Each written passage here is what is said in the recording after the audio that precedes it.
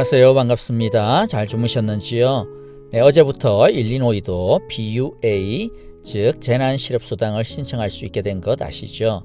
많은 분들이 여기에 해당되실 텐데요. 본인들의 상황들을 잘 알아보시고 합당한 혜택을 받을 수 있기를 바랍니다. 오늘 축복의 기도는 시편 33편 11절부터 15절인데요. 함께 고백하겠습니다. 여호와의 계획은 영원히 서고 그의 생각은 대대에 이르리로다. 여호와를 자기 하나님으로 삼은 나라 곧 하나님의 기업으로 선택된 백성은 복이 있도다. 여호와는 하늘에서 굽어보시며 모든 사람을 낱낱이 살펴보십니다. 여호와는 계시는 그곳에서 땅 위에 사는 사람을 지켜보십니다. 여호와는 사람의 마음을 지으신 분, 주님은 우리의 행위를 모두 알고 계십니다. 아멘. 이 시간 우리 함께 찬양 드릴 때 어제 함께 불렀던 찬양 다시 한 번 더 고백했으면 좋겠습니다. 나의 반석이신 하나님, 그리고 우리는 그 하나님을 사랑합니다. 사랑하는 나의 아버지, 우리 함께 찬양하겠습니다.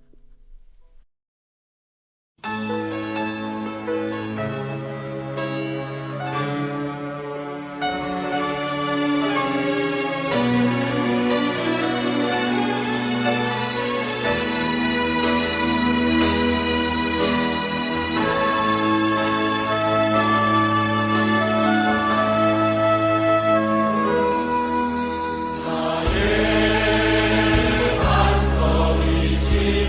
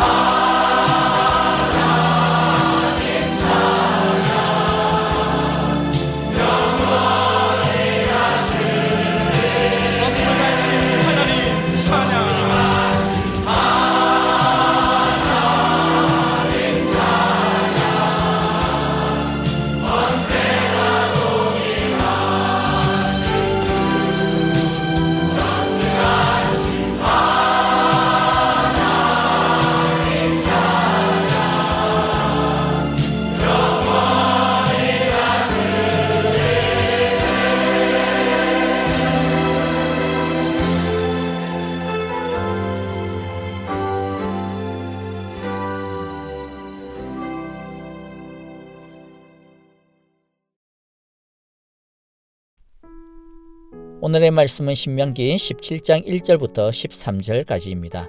제가 먼저 1절을 읽겠습니다.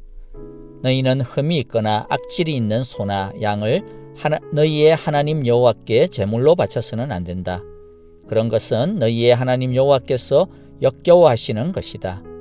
너희의 하나님 여호와께서 너희에게 주시는 성읍 안에서나 너희 가운데서 남자이든 여자이든 너희의 하나님 여호와의 눈에 거슬리는 악한 일을 하여 그의 언약을 깨트리고 다른 신들을 찾아가서 섬기며 내가 명하지 않은 해나 달이나 하늘의 모든 천체에 엎드려 절하는 사람이 생길 것이다. 이런 일이 너희에게 보고되어 너희가 알게 되거든 너희는 이것을 잘 조사해 보아야 한다. 그래서 이스라엘 안에서 이런 역겨운 일을 한 것이 사실로 드러나면 너희는 남자이든 여자이든 이런 악한 일을 한 사람을 너희의 성문 바깥으로 끌어내어 돌로 쳐서 죽여야 한다. 그런데 사람을 죽일 때에는 한 사람의 증언만으로는 죽일 수 없으며 두세 사람의 증언이 있어야 한다. 죽일 때에는 증인이 맨 먼저 돌로 쳐야 하고 그 다음에 모든 백성이 뒤따라서 돌로 쳐야 한다. 그렇게 하여 이런 악한 일을 너희 가운데서 뿌리를 뽑아야 한다. 너희가 사는 성 안에서 피 흘리는 싸움이나 서로 다투는 일이나 폭행하는 일로 너희에게 판결하기 어려운 분쟁이 생기거든 너희의 하나님 여호와께서 택하신 곳으로 그 사건을 가지고 올라가서 제사장인 레위 사람과 그때의 직무를 맡고 있는 재판관에게 가서 재판을 요청하면 그들이 너희에게 그것에 대한 판결을 내려줄 것이다. 너희는 여호와께서 택하신 곳에서 그들이 너희에게 내려준 판결에 복종해야 하고 너희에게 일러준 대로 지켜야 한다. 그들이 너희에게 내리는 지시와 판결은 그대로 받아들여서 지켜야 한다. 그들이 너희에게 내려준 판결을 어겨서 좌로나 우로나 벗어나면 안 된다. 너희의 하나님 여호와를 섬기는 제사장이나 재판관의 말을 듣지 않고 거역하는 사람이 있으면 죽여야 한다. 그렇게 하여서 이스라엘에서 그런 악한 일은 뿌리를 뽑아야 한다. 그러면 온 이스라엘 백성이 듣고 두려워하며 다시는 아무도 재판 결과를 하찮게 여기지 않을 것이다. 아멘. 예배에 대한 규정들이 끝나고 다음으로 가르쳐 주시는 것은 공정한 재판에 관한 법입니다. 공동체의 일치와 건강을 위해 가장 중요한 요소이기 때문이죠. 오늘은 하나님이 세우신 공정한 재판에 관한 율법 이것을 보면서 하나님이 얼마나 정의가 잘 세워지기를 원하시는지를 한번 느껴보기를 바랍니다. 공의를 사랑하시는 하나님의 마음과 뜻을 한번 만나보시기를 바랍니다. 먼저 16장 18절에서 22절 어제 우리가 읽었던 내용인데요. 거기에서는 제일 먼저 재판관의 가장 중요한 덕목에 대해 가르쳐 주십니다. 그것은 먼저 공의로움입니다. 재판관은 뇌물이나 어떤 개인적인 친소관계 또 편견에 의해서 재판하지 말고 오직 하나님의 말씀인 공의에 입각해서 재판을 해야 합니다. 그리고 16장 21절부터 22절에 보면 아세라 우상이나 다른 우상을 세우지 말라고 합니다. 여기서의 우상의 용도는 가나안 신들에게서 신탁, 즉 신의 판결을 받고자 하는 것입니다. 즉 하나님은 하나님의 말씀 이외에 다른 어떤 것을 가지고 판단해서는 안 된다고 말씀하시는 것입니다. 이스라엘의 일은 다른 나라의 법이나 관습에 따라 판결되어질 문제가 아니었습니다. 왜냐하면 이스라엘은 하나님의 백성이기 때문입니다. 그래서 아무리 주변 나라가 예스라고 해도 하나님의 율법이 노라고 하면 노인 것입니다. 아무리 세상의 지혜가 대단하고 그럴듯하여도 이스라엘은 오직 하나님의 말씀이 기준이 되어야 합니다. 오늘 17장 1절부터 13절은 재판의 여러 절차에 대해서 가르쳐 주시는데요. 각 절차마다 대표적인 케이스를 하나씩 예를 들어 주실 겁니다. 자, 첫 번째 1절부터 7절을 보면 증거와 증인에 대한 규정입니다. 그리고 이것에 대한 예로 가장 아주 제일 무서운 죄죠. 우상을 섬기는 죄를 듭니다. 이 우상 숭배의 죄를 왜 예를 드느냐 하면 이것이 너무나도 심각한 죄이기 때문에 도리어 그만큼 사람들이 감정적으로 격해지기 쉽죠. 크게 흥분하게 되기 쉽고 판단이 흐려지고 극단적인 여러 반응들이 나오기 쉽기 때문입니다. 심각한 내용이기 때문에 굉장히 냉철하게 사실 여부를 판단해야 되는데 오히려 반대인 경우들이 훨씬 더 많이 생깁니다. 예를 들어 보면요, 옛날 사극을 한번 보십시오. 반대파를 제거하기 위해서 가장 많이 사용하는 수단이 뭡니까? 일단 역적이라고 하는 그런 프레임을 걸어버리는 것이죠. 그러면 사실과 이런 상관없이 일단 잡아들이고 또 그렇지 않다라고 그 반대편에서 쉽게 변론을 하지 못하게 됩니다. 왜냐하면 자기도 그 역적에 걸려들 수가 있기 때문이죠.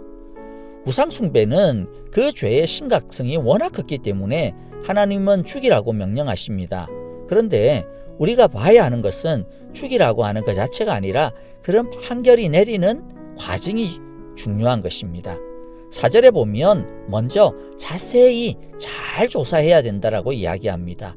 이 말은 어떤 사람의 한 말만 듣고 판단하지 말라라는 것이죠. 당사자의 변론도 충분히 기회가 주어져야 되고 또 여러 가지 증거들도 충분히 모아져야 함을 뜻합니다. 흥분해가지고 아니 다른 우상을 섬기다니 야 뭐들 하냐 저놈 빨리 죽여라 이런 식으로 대응해서는 절대 안 되는 것이죠. 심각할수록 오히려 더 자세히 충분히 조사해서 억울함이 없어야 합니다. 그리고 6절에 보면 증인도 한 사람이 아니고 두세 사람은 있어야 한다고 규정합니다.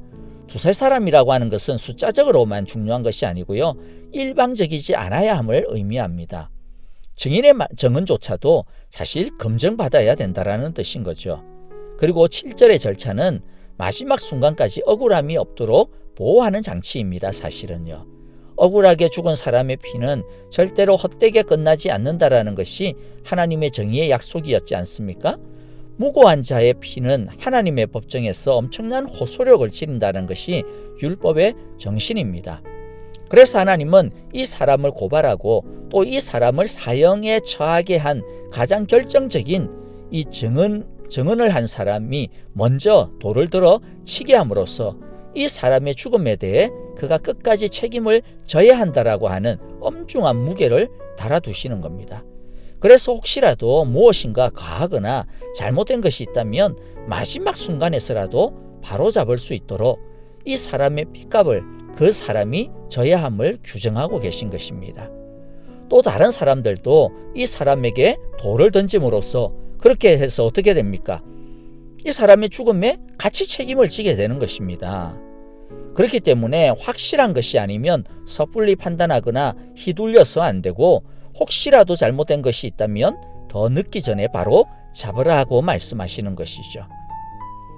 하나님은 우상숭배에 빠지거나 조장하는 사람을 즉각적으로 심판함으로써 이스라엘의 신앙의 거룩성을 보존함과 동시에 혹시라도 억울한 죽음이 일어나지 않도록 그래서 하나님의 거룩한 이름으로 잘못된 재판이 벌어지지 아니하도록 지극히 경계하고 계시는 것입니다. 두 번째는 8절부터 11절인데요. 이것은 재판의 단계를 말합니다. 이스라엘은 각 성마다 재판을 담당하는 기구들이 있었습니다. 마을의 유력자와 제사장, 레위 사람들, 이런 사람들이 재판관이었습니다. 대부분의 재판은 이 재판으로 판결이 끝났습니다. 그런데 판단이 어렵고 중대한 사안에 대해서는 성에서의 재판으로 끝내지 말고 하나님이 택하신 곳, 나중에 예루살렘이 되겠죠. 즉 성막이 있는 곳으로 가서 거기에서 한 번 더 재판을 청할 수 있어야 된다는 것입니다. 한국으로 따지면 3심 제도를 말하겠고 미국은 보니까 실제적으로는 2심 제도더라고요. 미국도 연방 대법원이 있기는 한데 한국의 대법원 제도와는 좀 차이가 있는 것 같더라고요. 헌법재판소의 역할이 오히려 좀 더 큰 것으로 압니다. 헌법적인 권리에 관한 문제는 미국도 이제 3심 제도가 되기는 되겠지만 자 어쨌든 하나님은 사람들의 한계를 잘 아셨던 거예요. 뇌물이나 부정부패로 인해 가지고 사법적인 정의가 무너질 수도 있고 또 사람의 지혜와 판단력이 불완전하기 때문에 사법적인 정의가 훼손될 수도 있다라고 하는 이 여지가 있음을 간파하신 것입니다. 그래서 하나님은 조금이라도 억울한 일이 줄어들 수 있도록 재판의 단계를 두어서 오류를 줄이도록 하신 것입니다. 마지막으로 12절에서 13절은 재판의 권위에 관한 규정입니다. 이스라엘의 재판은 사회적인 규범이나 관습에 기반한 것이 아닙니다. 인간의 합리성이 기준인 것도 아닙니다. 하나님의 말씀이 기준입니다. 그러므로 최종적인 재판의 판결은 하나님의 권위가 부여되는 것입니다. 그러므로 모든 재판은 하나님의 이름으로 이루어져야 되고, 그리고 그 모든 판결은 모든 사람들이 자신의 감정과 생각하고 상관없이 순복해야 함을 강조하는 것입니다. 여러분, 오늘 말씀을 통해서 우리에게 좀 적용할 것들을 몇 가지 좀 정리를 해보았으면 좋겠습니다. 첫 번째는 공의와 정의에 대한 하나님의 관심과 열심을 우리도 배우고 따라야 됩니다. 두 번째는 판단에 있어서 우리도 좀 더 신중하게 하는 것을 훈련해야 될 것 같습니다. 사실 우리는 감정에 얼마나 쉽게 휘둘립니까? 나와 얼마나 친하냐에 따라서 비슷한 일을 두고도 판단과 말이 참 다를 때도 많습니다. 시시비비는 언제나 공정해야 합니다. 우리가 보고 느끼는 것이 전부가 아닐 수도 있다는 것도, 내가 옳다라고 여기는 것조차도 나도 얼마든지 틀릴 수 있다라는 것도 우리는 잊지 말아야 합니다. 세 번째는 말의 무게를 항상 깊이 명심해야겠습니다. 하나님은 증인의 말을 굉장히 무겁게 받아들였을 뿐만 아니라 또 그만큼 책임도 굉장히 크다라고 하는 것을 가르쳐 주셨습니다. 여러분, 촌철살인이라고 하는 말도 있지 않습니까? 특히 다른 사람에 대한 말일수록 우리는 그 무게를 깊이 새겨야 할 것 같습니다. 네 번째는 내 생각보다 언제나 기준은 하나님의 말씀이라는 것을 마음에 새겨야 합니다. 사회나 다른 사람들이 다 괜찮다고 허용을 해도 하나님의 말씀이 아니라고 하면 아무리 우리에게 자유가 있어도 그 자유는 말씀 안에서 멈춰 서야 합니다. 우리의 자유의 기준은 내가 하고 싶은 마음과 욕망도 아니고 사람들과 사회가 허용하는 관습도 아니고 오직 하나님의 정의로운 말씀입니다. 하나님은 이스라엘이 언제나 하나님의 말씀 위에 세워져 나가는 정의로운 민족이 되기를 원하셨습니다. 제가 어렸을 때만 해도요, 우리 동네에서 교회를 다닌다라고 하는 그런 것은요, 다른 것은 몰라도 동네 사람들로부터 저 사람들은 법 없이도 살 수 있는 사람들이다 라고 하는 그러한 자랑스러운 칭호를 가지는 것이었습니다. 여러분 어때요? 굉장히 뿌듯한 별명 아닙니까? 저와 여러분들도 우리 하나님처럼 정의를 사랑하는 뜨거운 심장이 뜨겁게 요동치는 자랑스러운 법 없이도 살아가는 정말로 거룩한 시민이 되기를 주님의 이름으로 축복합니다. 우리 함께 주기도문 기도하겠습니다. 하늘에 계신 우리 아버지, 아버지의 이름을 거룩하게 하시며 아버지의 나라가 오게 하시며 아버지의 뜻이 하늘에서와 같이 땅에서도 이루어지게 하소서. 오늘 우리에게 일용할 양식을 주시고 우리가 우리에게 잘못한 사람을 용서하여 준 것 같이 우리 죄를 용서하여 주시고 우리를 시험에 빠지지 않게 하시고 악에서 구하소서. 나라와 권능과 영광이 영원히 아버지의 것입니다. 아멘. 이제 우리 찬양과 더불어 기도하시겠는데요. 법 없어도 사는 아름다운 사람이라는 칭찬을 받는 정의를 사랑하는 주님의 제자들로 살아가게 하소서라고 기도합시다.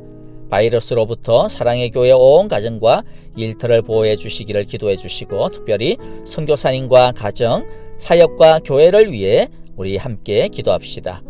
자, 여러분 오늘은 우리 한번 밖에 나가서 뛰어보는 것은 어떨까요? 오늘 하루도 건강하시고요. 내일도 아름다운 모습으로 다시 뵙겠습니다. 감사합니다. 안녕히 계십시오.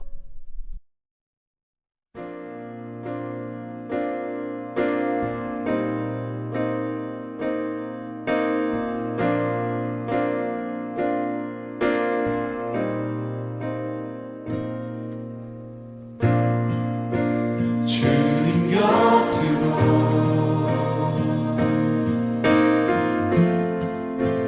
날 이끄소서. 내 모든 것 다 드리며 주 음성 듣기 원하네. 나의 참 소망